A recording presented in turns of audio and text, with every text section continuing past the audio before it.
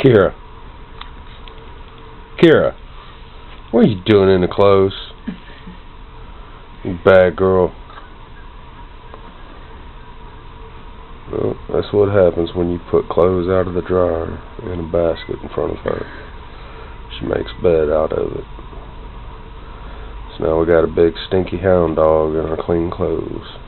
She is not stinky. Oh, she's pretty stinky. She is precious. She's a big nasty hound dog. She is an angel. Kara. Quit, she's sleeping.